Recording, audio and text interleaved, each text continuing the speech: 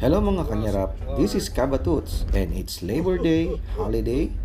Tara, lumayo tayo sa syudad at mag-staycation tayo dito sa Gina's Garden and Farm sa Marilaki Highway, Infanta, Quezon. So, KM 100 siya. So, from Marikina, 2 hours to 3 hours na biyahe. Motor o kotse man, walang traffic, walang toll, at presko. So, ito, pakikita ko sa inyo ang pwestong ito. Alright, ayan si Kabatuts. At ito, pupuntahan natin ang paligid ng Gina's Garden and Farm. So, ito na ang kanilang looban o ang vicinity ng Gina's Garden and Farm. So, may mga peso-peso siya na mga long table na you can eat your dinner, breakfast, or snacks. Ayan, iba't ibang klaseng dining table. So, itong paligid niya, very refreshing. Green ang paligid, mapuno, mahalaman, presko, mahangin, at malamig ang simoy ng hangin. Ayan, iba't ibang places, iba't ibang table, iba't ibang cottages ang pwede mong gamitin. Okay, basta bakante, pwede mo siyang gamitin. So, itong isang cottage na ang view mo ay bundok, of course. Ito yung ibang cottage na may attic. So, good for per person. Nagre-range siya sa 5,000 to 6,000 per night. Overnight. Ayan, tignan nyo.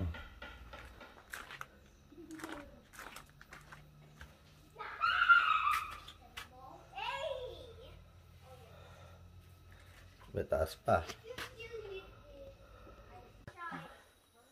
Ay, may taas. Ano to? Tulugan din?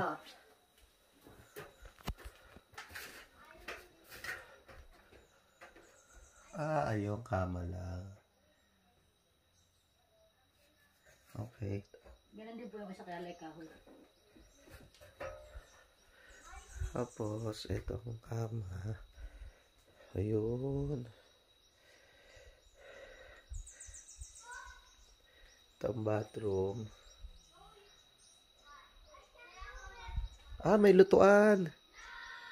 Ayun, may lutuan, oh.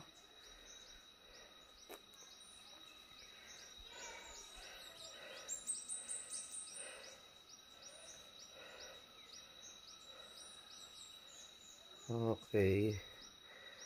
Ayun.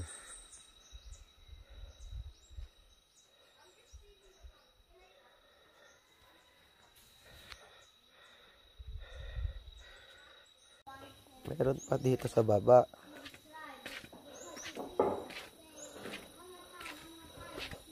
Oh. Oh. Nice.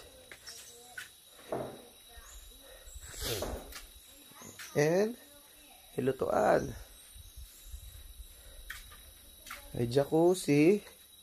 And pag 2 person na.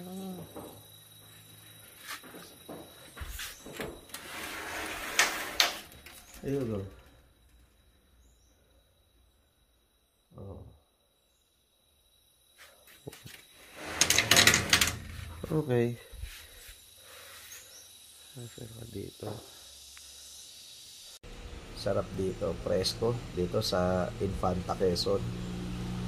Biro mo, alas 2 ng hapon sa Marikina, ang init. Dito, presko. Paupo ka lang dito sa labas. Diba?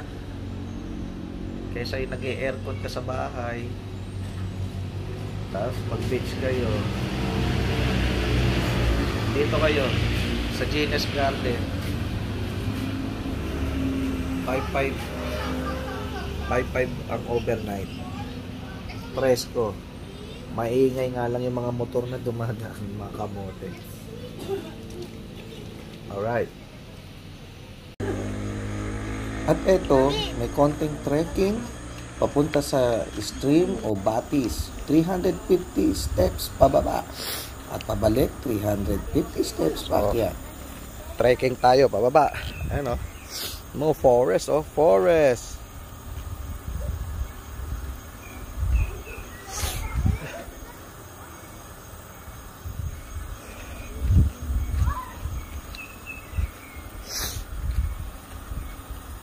Daddy, wait! Oh, see? I told you! Ah, di bale, yan ang trail. Alam natin kung saan tayo. Oo.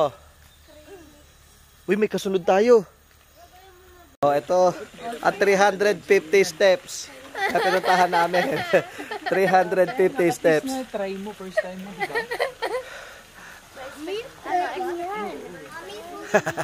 Reality. Sige na, wag na kayo tumuli dito. So, this is Gina's Garden at night. Generator ang source of electricity. Ang start ng pagbukas ng generator ay 6 p.m. to 6 a.m. So, sa araw, wala siyang kuryente, sa gabi lang. Malamig, may electric fan, may mga ilaw, at medyo may mga konting insekto. Kaya magdala kayong off lotion for sure. Alright?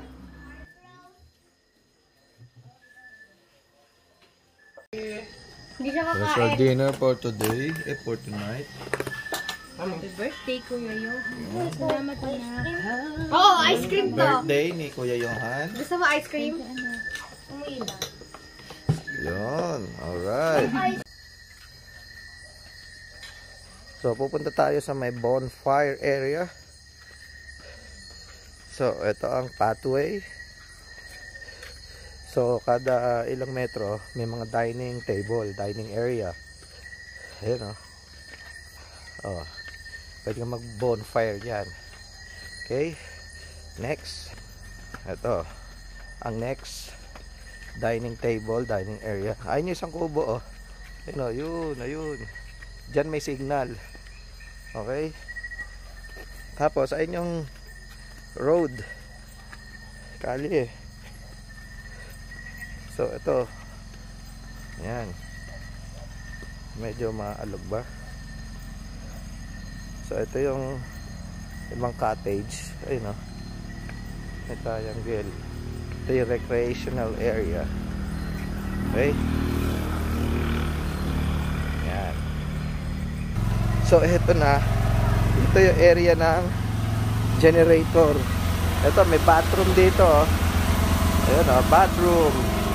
Tapos ay na yung bonfire. Ba, nag-start na sila.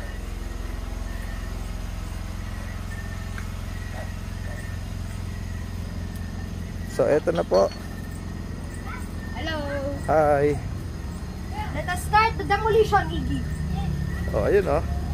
Ingat kayo, ha. Ay, may suso. Tapos ayun sila, oh. Oh. Oh, may video okay ba? May video okay ba? Ayan. So, ayun sila. Tapos, punta tayo sa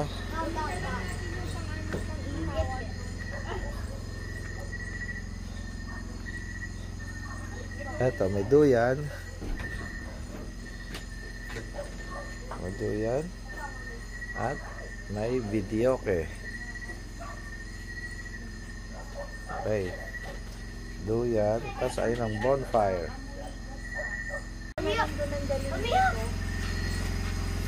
Alam mo, I don't think makakaluto tayo ng hotdog dito. Oo.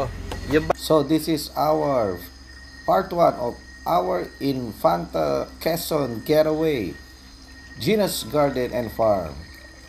Ngara!